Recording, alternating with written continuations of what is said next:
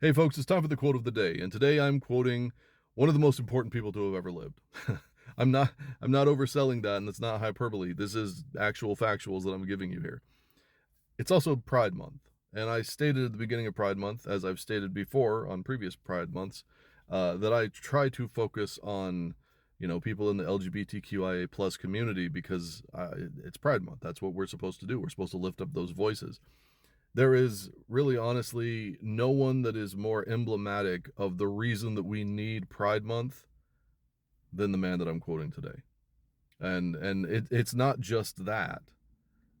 If you don't know who Alan Turing is, if that name doesn't ring a bell to you, let me tell you that literally everything that you know or understand in the world today, especially if you're younger, literally everything you know about the way that you interact with people on phones and on your computer and everything doesn't exist. It doesn't exist without Alan Turing. Alan Turing is the father of computer science.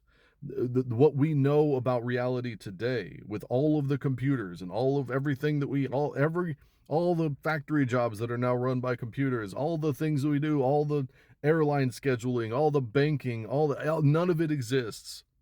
None of it exists. None of this exists without Alan Turing.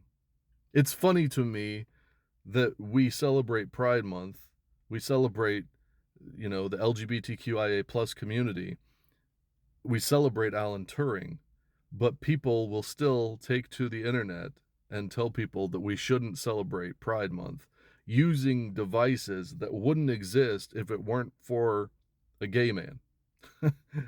it every year for his birthday, I think about the horrific, absolutely horrific irony of that.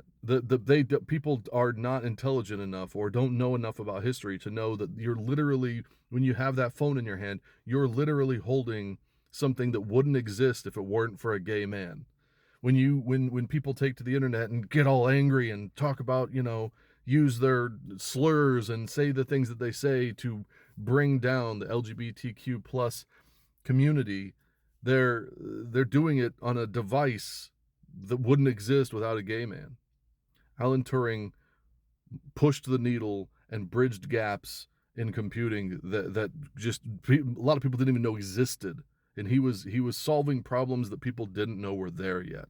That's how advanced he was. A fucking genius, and was honestly the architect of the modern world. Nothing exists without him, and I can't say that enough. I think that people, when I say that, they're, well, no, because there were these people, and no, it literally, they have said, the people that were doing the things have said this.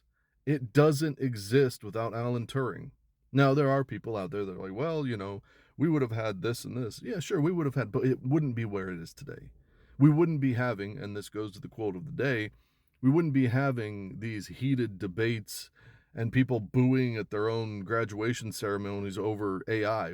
These things wouldn't be happening. We wouldn't have basically the entire world economy pushing towards AI research. We wouldn't have data centers. Now, I'm not saying that everything about this is great, obviously, but this is the truth.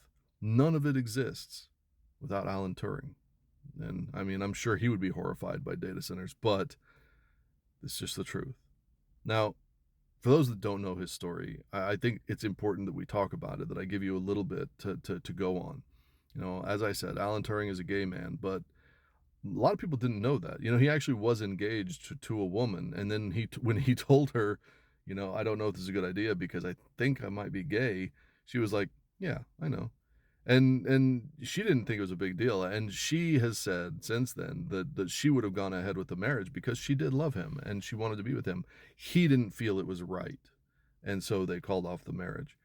That being said, he had a few encounters with what was essentially a homeless man, 19-year-old kid. I don't remember his name. He had had some encounters, and they had had some, what you imagine was happening. And then there were some break-ins, and this is how people found out that he was gay, by the way. There were some break-ins in the apartments around him, and people were blaming the homeless community. And so they brought Turing in because he had been seen talking to some of the homeless people, this man in particular. And so he went down and he sat down, and it comes out while I use that terminology intentionally. It comes out while they're interviewing him, while they're talking to him, that he had had a homosexual encounter multiple times with one particular kid, this 19-year-old kid. I say kid, but he was 19. He wasn't like a minor. Um, and he has this revelation with the cops, and the cops arrested him because at that point in time it was illegal to be gay, and they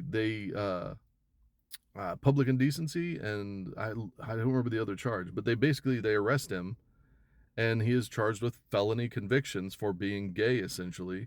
And they tell him that he can plead guilty and he'll get probation, but the terms of his probation is that he has to be chemically castrated, meaning that they inject him with essentially like estrogen. So I forgot what the name of the drug was that they used, but they essentially inject him that makes him impotent, and he has to live like that. And he starts to grow boobs, um, and he has to live like that.